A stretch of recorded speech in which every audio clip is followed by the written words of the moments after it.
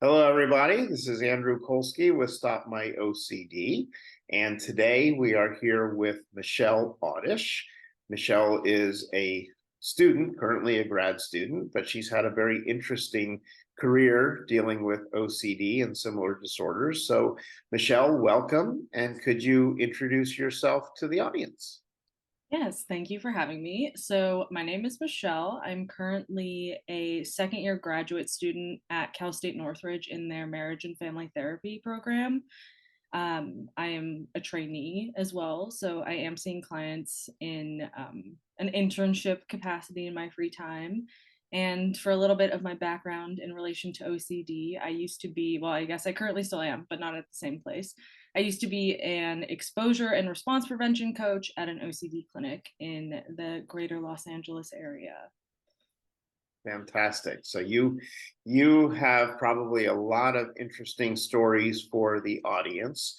I was explaining that the whole purpose of these videos is to, number one, help break the stigma related to OCD and similar disorders, and number two, to sort of educate people about situations they have. And one of the big questions that I get from patients who have not gone through OCD treatment, especially when we're talking about exposure and response prevention, is the fears of what does that mean? And what do you mean exposure? That sounds scary and all these things. So I do want to get into that a little bit. So let me start off from the beginning here. How did you get into anything related to OCD in the first place? Right. So I've always wanted to be a therapist since I was like 13 years old, which is kind of a weird thing for a 13-year-old to want to be, but I stand by it. I'm still doing it. So I always thought that I would work in eating disorder treatment. It's what I've been passionate about for a really long time. And when I was applying to graduate schools, they wanted a lot of experience to get in, right? It's kind of like that catch 22. You have to have experience to get into grad school, but then you need to like what am I trying to say here? You Oh, yeah. have to have your degree to get the Yes. experience. Thank you. Exactly. And so I was hunting for any psychology, therapy, counseling related jobs. And I found a listing on LinkedIn, actually, and it was for a client care advocate at the clinic, right? So basically, like, you would stay at the houses, hand out meds, that sort of thing. And so I applied for that, and someone other than the care advocacy manager called me, and it was the head of the OCD program at the clinic I was working at, the exposure program. And he said that he's the one who looked at my resume and he wanted me to be part of the OCD section of the clinic. And I was like, what? I don't know anything about OCD. I have no experience working with people with OCD. I don't know why you feel like I can do this, but I'll come in for an interview and we can talk about it. And I really wanted to work in a one-on-one setting with people to get like as close to that therapeutic alliance as possible without being licensed, right? And it seemed like being an exposure coach was really close to therapy, basically as close as you can get without having to be licensed.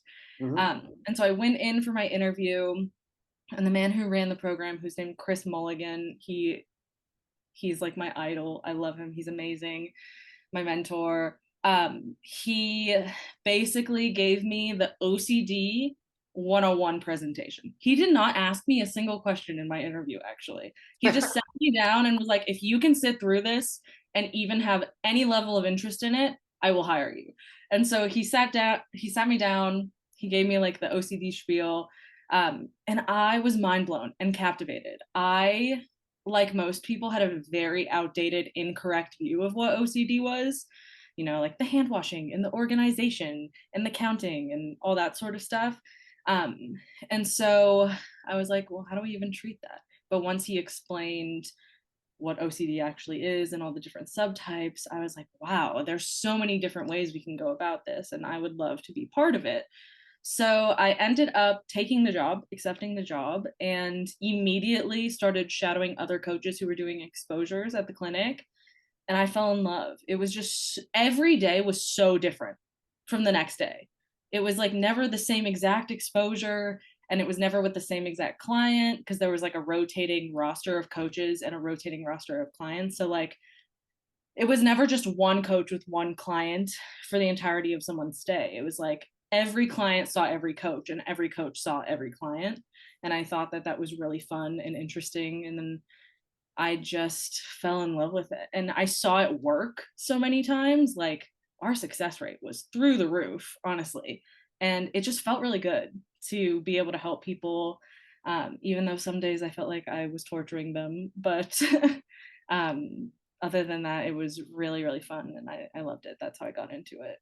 Wow. Wow. That's great. So you just sort of, I mean, it found you more than you found it, Mhm. sounds like. Yeah, exactly. Exactly. I never would have put any money on me ever working with people with OCD before having that job. And now I'm like, I will put all my money on working with people with OCD. It's what I want to do. Mhm. Okay. So in a minute, I'm gonna ask you about, some examples of some experiences you had. But before I do that, what I'd like to hear about is, there's a lot of people out there who have OCD or feel that they might have OCD. And I'm sure some of them do some research on the internet and they probably learn about exposure and response prevention therapy.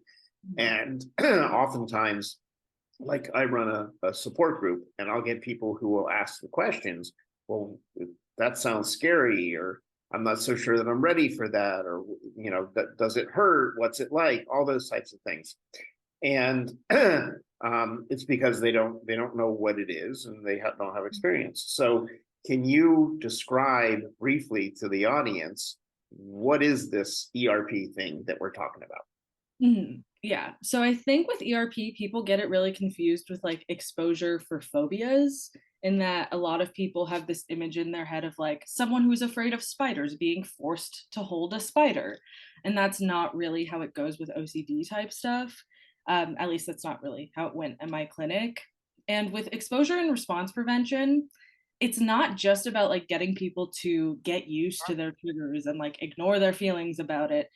The exposure is kind of like 30% of the most important part of exposure and response prevention, in that yes, we are going to ask you to do something that your OCD tells you you probably shouldn't do, or we're going to ask you to refrain from doing a compulsion, right? We're going to put you in a triggering situation. That part's unavoidable. But the really magical part is the response prevention aspect, right? Of like, we put you in this triggering situation and I'm there with you the whole time. I promise. I'll never leave you there by yourself. And then this response prevention aspect is where like the work comes in, of you learning how to regulate your emotions, you learning that you can refrain from doing a ritual or a compulsion and still be okay the next day. You learning that you don't have to listen to your obsessions and give in to what they're telling you. And at first, it can be really scary, right? Because we're asking people to put themselves in situations that their OCD has told them not to be in for who knows how long, Mhm. right? And I jokingly was like, some days I felt like I was torturing people, but in reality, I knew that I was helping people, because what people get out of it is this learning experience of knowing that you don't have to respond to your obsessions. That's the most important part. Like, I'm not just making you touch gross things for fun, right? I'm making you touch something kind of gross because I know that you can do it. Mhm. And I loved, more than anything, seeing clients learn that they could do it, right? And that their OCD was basically lying to them on a daily basis, and that they had more control over it than they realized. Mhm. So with exposure and response prevention, we have the exposure aspect where we expose you to something triggering, but then we give you tools to not respond to it the same way you've always responded to it. We're changing the relationship between your obsessions and compulsions. Fantastic. Wow. So in general, do you get comments from patients that tell you that they're glad that they did it, or do they say they hate you and they never want to come back? In the short term, sometimes I would get the like, I hate you, I don't want to come back. But in the long term, I would say probably like, I don't have the statistic on our success rate, but based off of my experience having been there, like 90% of people would leave very grateful that they had this experience. And I think the hardest part with any new therapy, but especially something with like ERP, is really making sure you remind yourself that just because it hurts right now doesn't mean that it's not helping, right? I kind of look at it as like going to the gym, right? It doesn't always feel good to go to the gym. Sometimes it hurts and you're like, I want to get the heck out of here. I can't do it today. But then 6 months down the line, you're like, oh, I reached my fitness goals. Right, right. Well, I often tell people when people ask me, why do I do OCD treatment? What got me into it? And, I tell them that, there's a lot of different mental health issues out there. There's a lot of different treatments. The thing that draws me to OCD is that you can have a client come in and they can be super, super distressed. They can have a hard time functioning. They can be really at this high level of panic attacks and whatever. And if it's OCD and you start working with them, compared to other disorders in a relatively short period of time, you can watch someone go from panic attacks to, it doesn't bother me. And Yeah. that's the rewarding part that keeps me doing it. Me too, definitely, right? Like OCD, in my opinion, is one of the most debilitating mental illnesses. And at the same time, I saw people recover from it at a much higher rate than like other types of mental illnesses that I've worked with. Mm-hmm.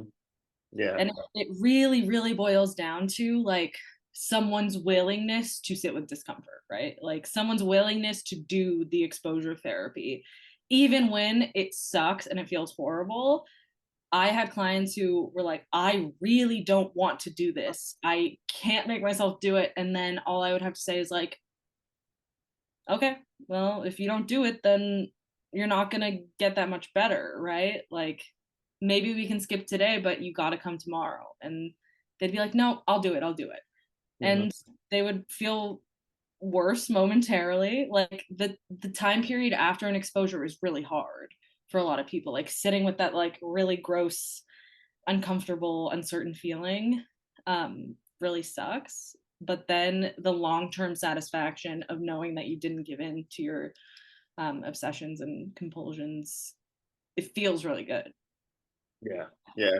And, just as an example, because you shared some things earlier, I'll give, an example of like the patient of mine. Someone who had contamination OCD, so walked around, wouldn't touch a doorknob, had, cleaning wipes to wipe down surfaces and things, had to come home, wash up, take a shower, take shoes off, take clothes off, those things. So someone with, pretty severe concerns about contamination. And I would say in a matter of, it was probably 3, maybe 4 months at the most, this person went from what I just described to slowly, progressing to the point where he was able to put his hand in a garbage can and then rub it on his bed and go sleep in it. And upon sort of what I call graduation, he was able to go, happen to have a pet rabbit, and was able to go into the rabbit's cage, bare hand, pick up rabbit poop, sit there while we talked. And it didn't bother him anymore.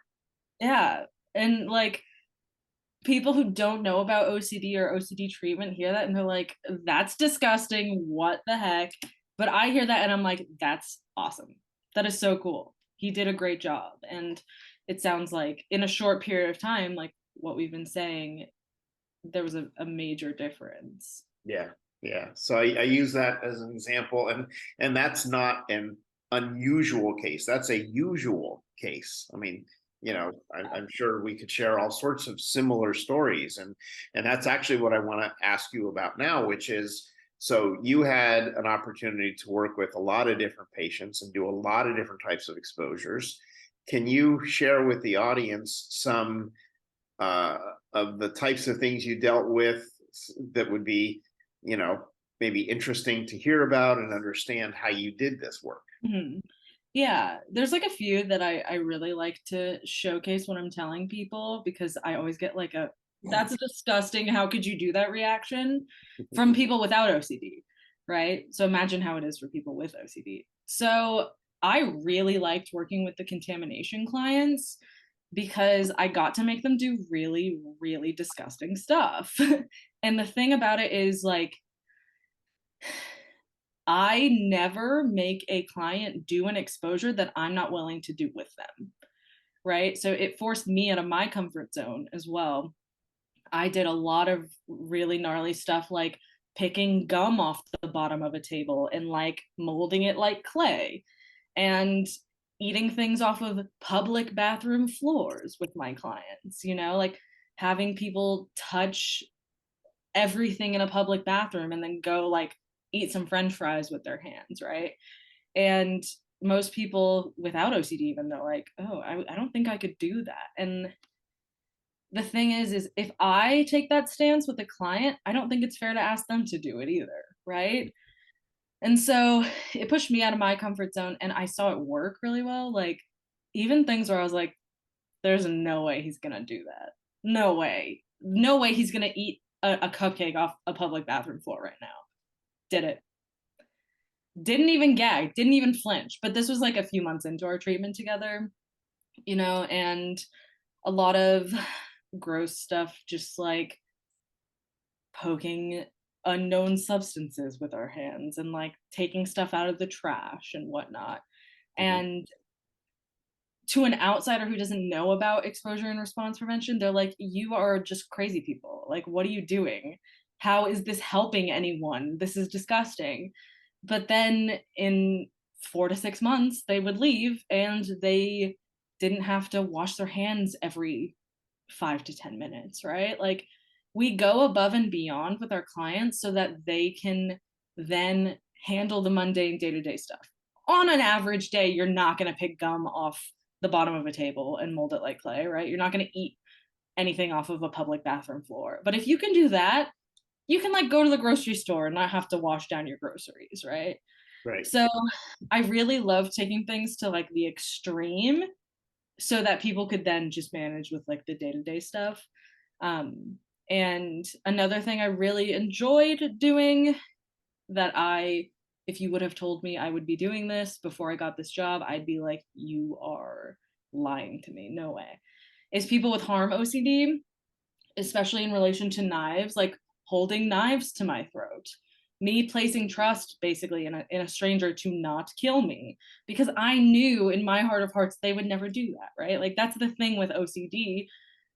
It distresses people so much because it's so separate from their core character, right? Like, it wouldn't distress someone to think about stabbing their family if they didn't want to. Like, I would just like stand there and have them hold knives to my throat, or have them like hold knives to their own wrists, which sounds so dramatic, right? Especially like as someone who's in a caring profession like therapy, people hear that and they're like, I thought therapists were like supposed to be nice and not egg their clients on like that. When in reality, like, everything I did, even when my clients were like, you're being mean, came from a place of care, right? And knowing that I was placing just as much trust in the process that as they were was really meaningful for me, right? Because if I have a client who's like, I can't touch that, like, I am going to get COVID and die, I'm also hypothesis testing with them, right? Like, if they really think that that's going to happen to them, I'm putting my life on the line in their eyes too. Mhm. So I really liked the collaborative aspect of it, and I really liked challenging like my own hangups with like germs and things like that. So yeah, those are some of the fun ones that I did. I say fun loosely. Right. Right. Probably more fun for me than for them, but more meaningful for them. Right. Well, so, just to share with the audience, an aspect of what you talked about there when you said, I'll have a client hold a knife to my throat.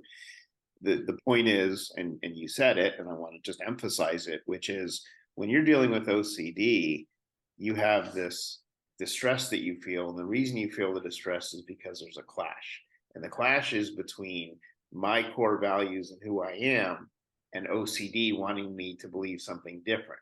So OCD says, well, you might pick up a knife and stab your family, but your core values say, I'm not the type of person to do that. I would never do that. And so you clash. And OCD therapists, just like you described, know that a person is never going to violate who they are. Yeah. And as a result, having someone hold a knife to your neck, you know that their core value is such that they would never, even if you tried to make them use it, they wouldn't be able to do it because it's so against who they are. Exactly. So a lot of those were really interesting examples, and I'm sure things that happened later in their treatment. Can you give us an example? Someone's coming in and their first day of exposure therapy. So they're they don't know what to expect. They probably concerned. What types of exposures can you share with us that people might start with? Step one. So the clinic I worked at, we never made exposure hierarchies because we were operating from an ACT perspective, acceptance and commitment therapy, which basically means like the person's values were leading where we would take the exposures. But in a more traditional sense, if you're going to OCD treatment, you usually start by making an exposure hierarchy of like, I would be willing to start by doing this, which is usually some sort of low level thing. Like I don't want to keep using contamination as an example because that's the one that gets the limelight all the time. So like, let's pick a different one. Let's do like sexuality OCD, right? Where somebody is obsessed with like wondering whether or not they're gay or straight. We would make an exposure hierarchy with them based off of like amping up as the days went on.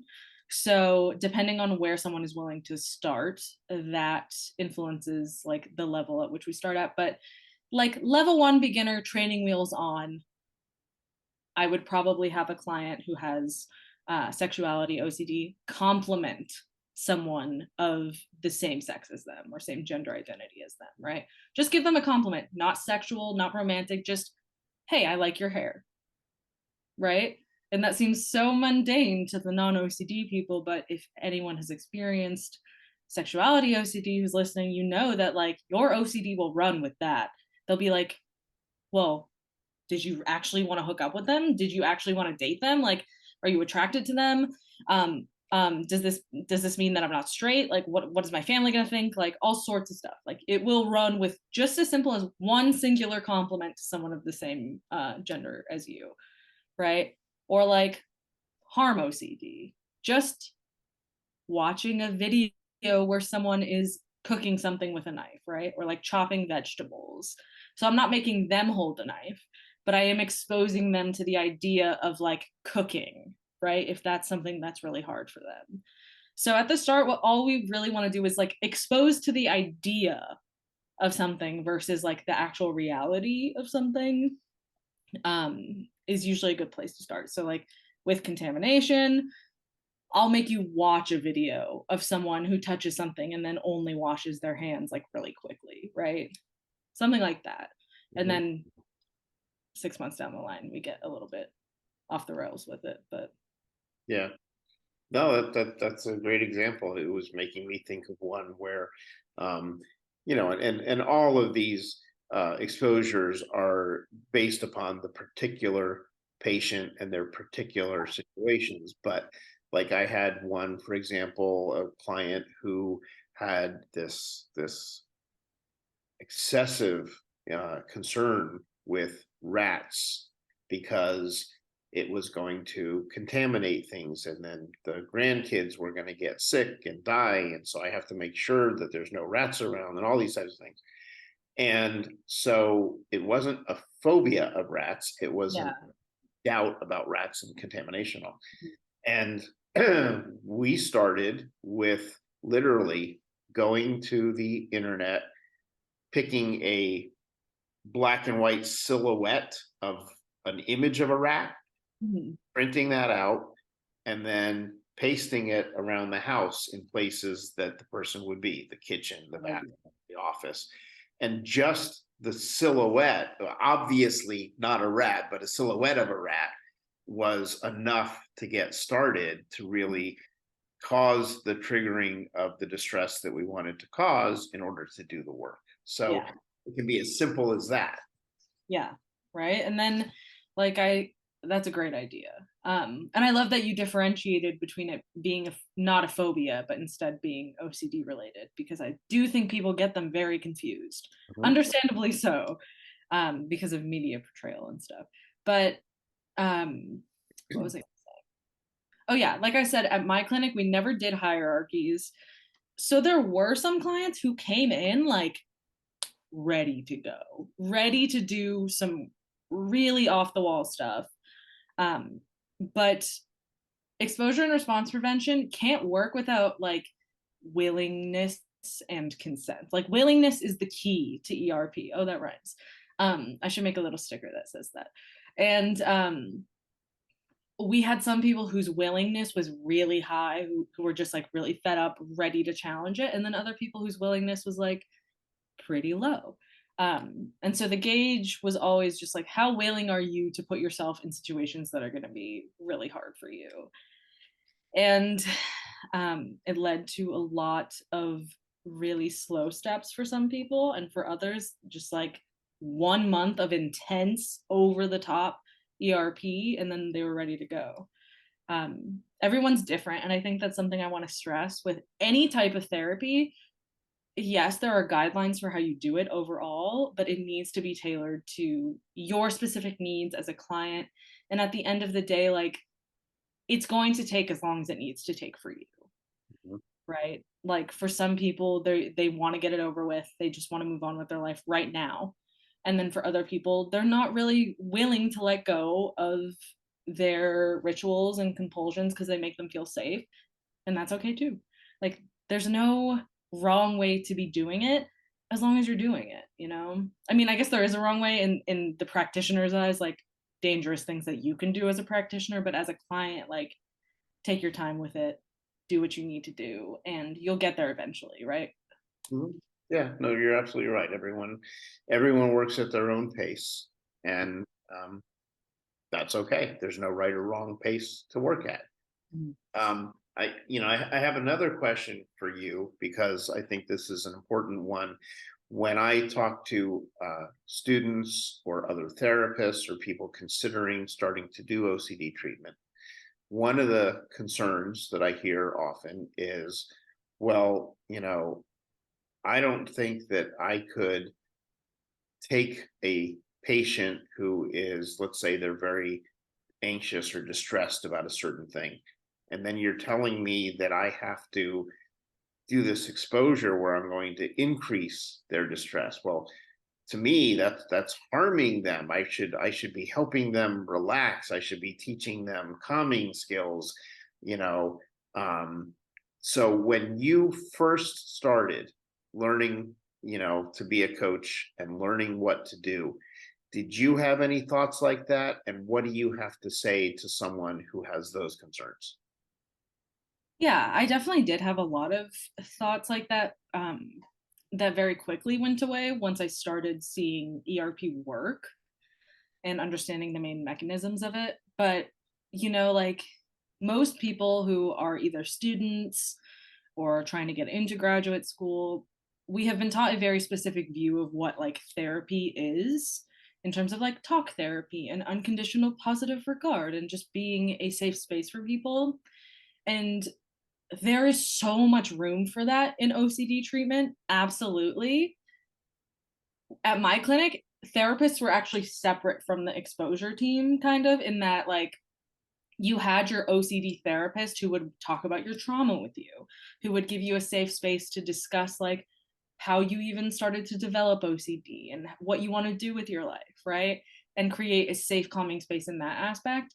But then, like, the coaches came in and it was time to do exposures, right? Like we kind of separated them. And I think there are ways to integrate them as one practitioner, definitely. And it's really hard to let go of these preconceived notions as students.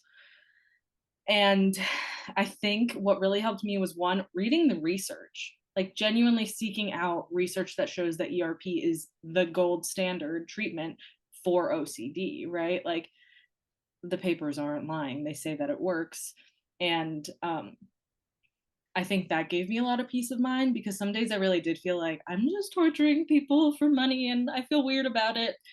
But then, like I said, I would see people improve like day to day. And another thing is, I do think that it does take a certain personality type to be working in OCD treatment. I don't think it's one personality type.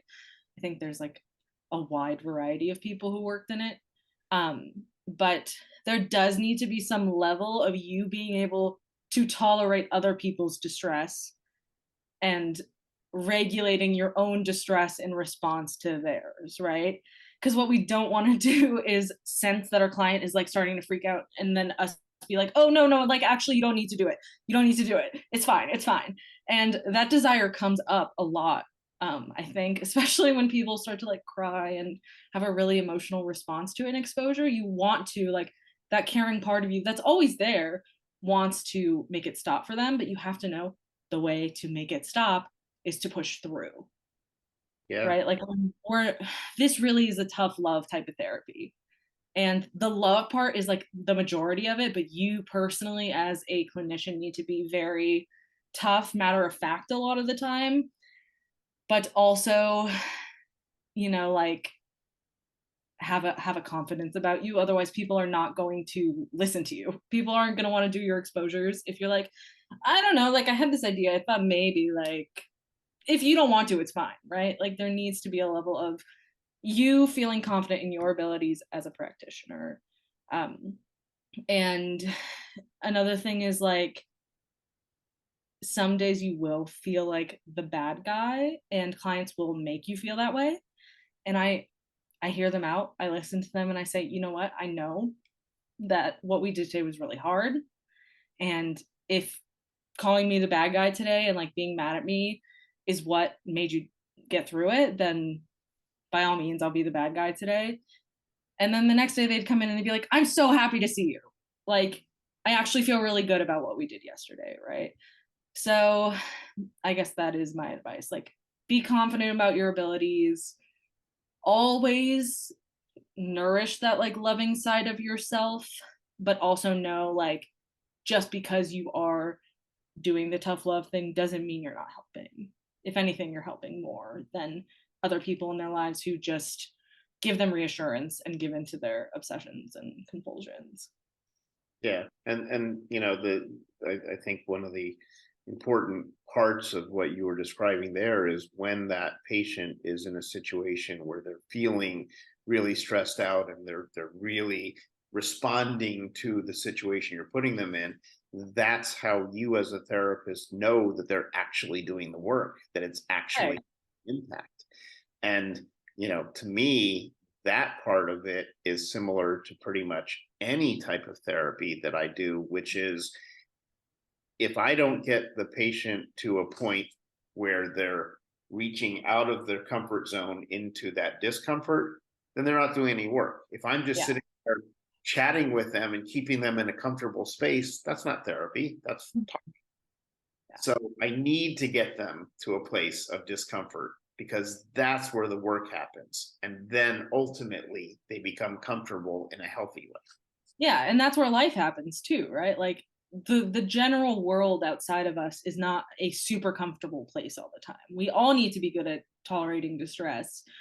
And, like people on a day-to-day basis are going to face their triggers every day, multiple times a day, right? So like I kind of view ERP as like boot camp. Like we're whipping you into shape for the real world out there so that you can exist and live the life that you want to live, right? Like we're not just getting rid of your OCD and then like sending you on your way.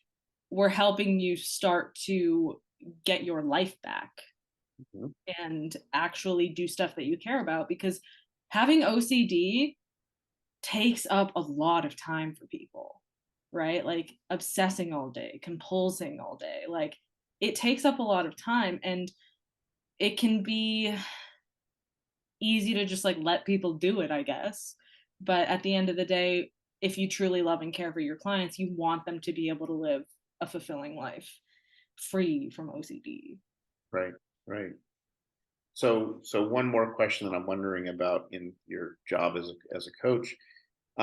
Did you ever work with loved ones or family members in addition to the patient? As an ERP coach, no, because all we were focused on was ERP with the individuals, but at the clinic there were family programs. The therapists would bring in family members and things like that because it's really important to make sure everyone's on the same page and not enabling the person with OCD, Mm-hmm. right? And a lot of times people with OCD learned behavior from somewhere in their family, right? So like bringing in the family, um, giving psychoeducation about OCD, things like that, and giving family members exposure homework to help them help the client, right? And it was an intensive inpatient. So we would usually bring in the family a little bit closer to the end so that we can do kind of like a warm handoff to the family, and they continue to like um, do exposures with the client.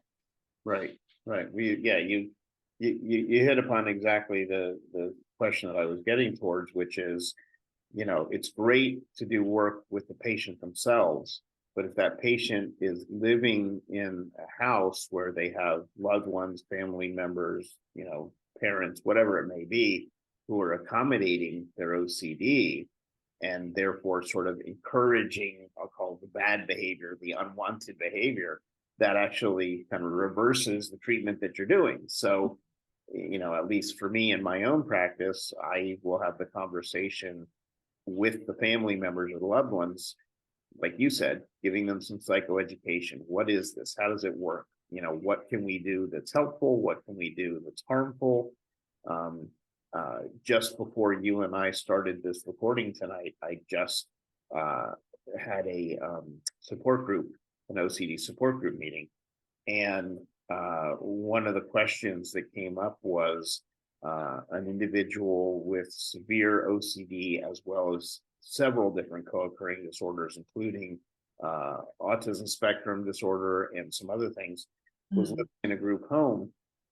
And the owners of the home who ran the programs didn't know anything about OCD and were resorting to trying to punish OCD out of the person.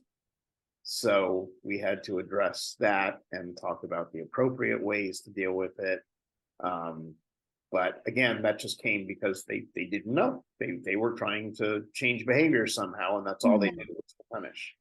Yeah, definitely. And I love that you bring up the question of bringing families into it, because I'm a marriage and family therapy graduate student, right? So much focus is placed on the family unit within my educational program.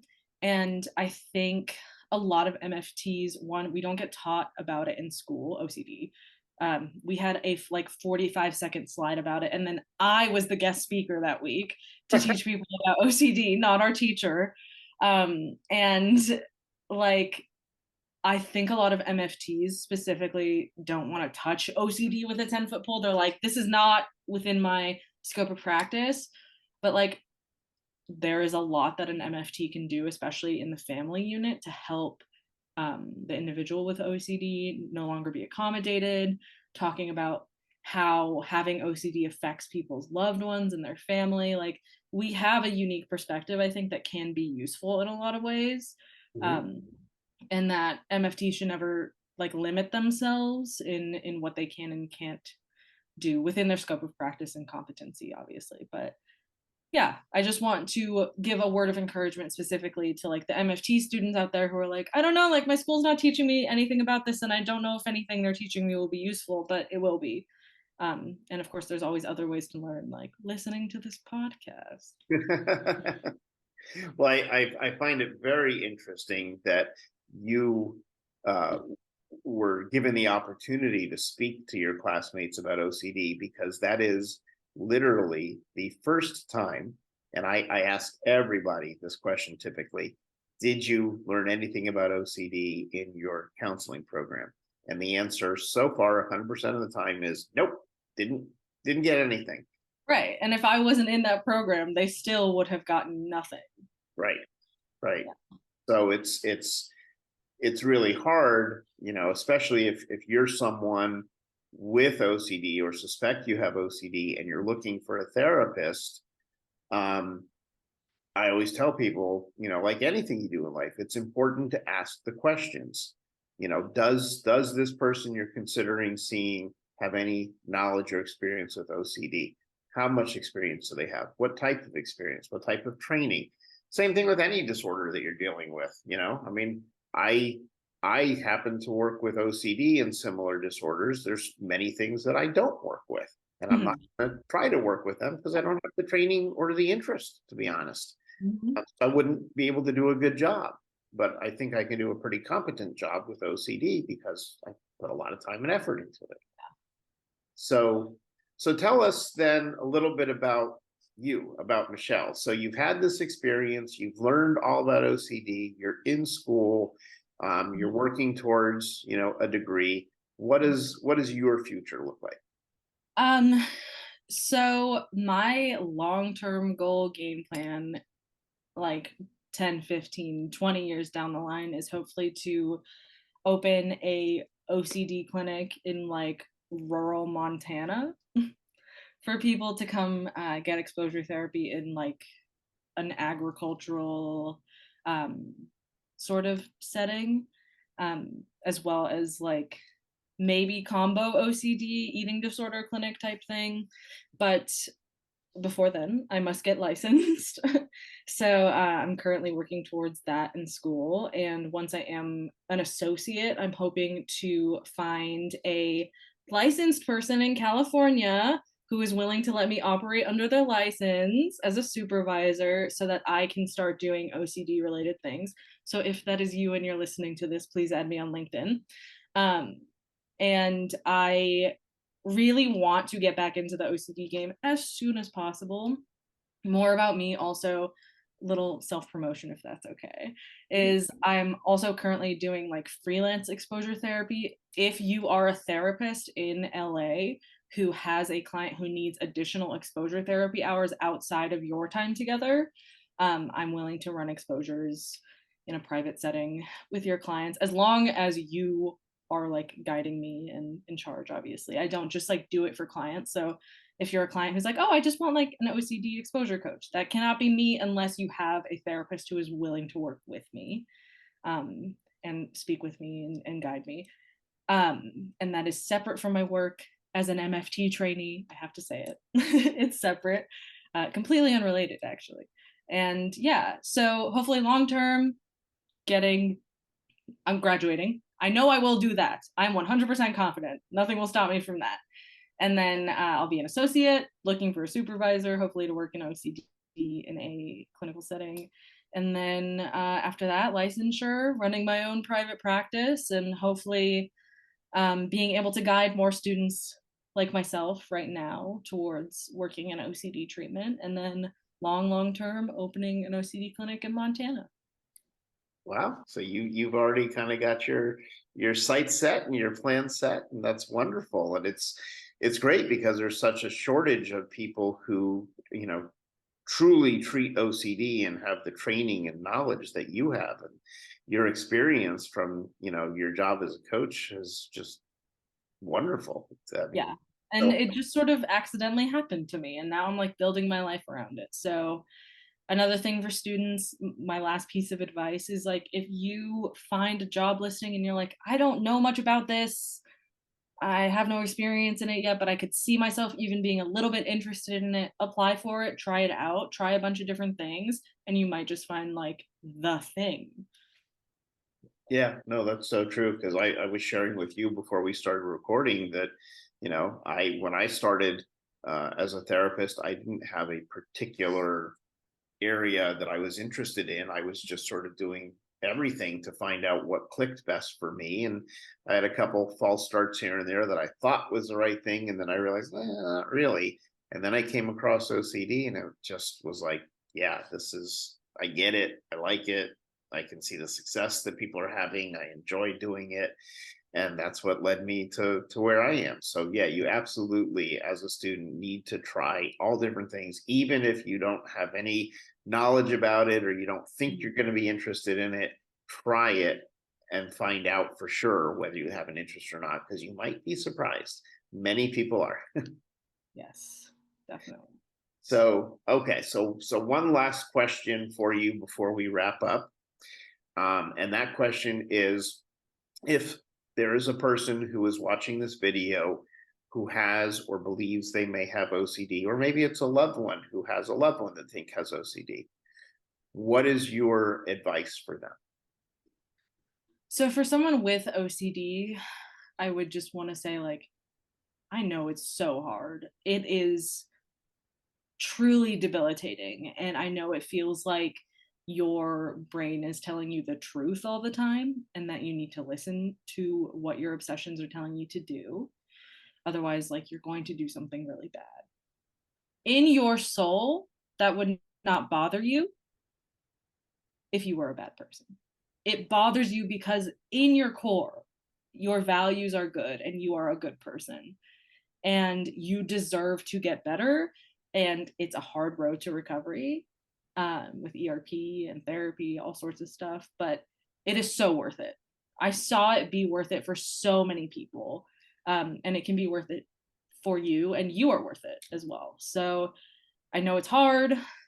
You can get through it. And the reason it's hard is because you're actually a really good person inside. And hold on to that. That is the most important part. You are not your OCD. You are this good person who is fighting your OCD. And then for family members, I know it's hard to not give in and accommodate your loved one's compulsions, but stop. Stop it. I'm being stern. I have my exposure voice on. You need to stop. You're not helping by continuously giving into their obsessions and compulsions. And I know it feels like you're helping because they have a sense of relief when you do it for them, but you need to stop and you need to say no and learn how to draw boundaries. And if that is something that's really hard for you, something that a therapist can help you with for sure. And like being an exposure coach, some days it's going to feel like you're doing more harm than good, I think, because you're going to cause distress in this person that you really love and care for. But it's so worth it in the long run. Just think of the life that your loved one is going to have once you start saying no. So that's all I have to say. Oh, and for students, just like do the thing, try it out. It might be for you, it might not be for you. And if you are someone trying to get into graduate school for counseling, or like trying to get into OCD treatment as a graduate student or pre-grad, go ahead, add me on LinkedIn and we can talk. Fantastic. Wow. That's great advice on 3 different fronts there. I appreciate that. So Michele, I think anybody watching this video can feel the genuineness and honesty that you're bringing to this. You certainly are very passionate about this area and knowledgeable. And I think only great things are coming for you and for your patients. So I'm happy to see that. And I'm really grateful that you were willing to join me on the podcast and share all of your knowledge and experience with the audience. And you're certainly welcome to come back at any time when you have some new things that you want to share. That's an open invitation. And just all I can say is thank you. I learned a lot, and I think the audience learned a lot, and I really appreciate your time. Thank you. Sure.